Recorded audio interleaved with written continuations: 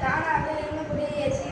பல நேரங்களில் நாம் ஏசி ஆன் முதல் ஆஃப் செய்வதற்கு சிரமப்படுகிறோம். குறிப்பாக பெரியவர்கள் எழுந்து ரிமோட் மூலம் இயக்குவதை சிரமப்படுகிறார்கள். இதனை தவிர்த்து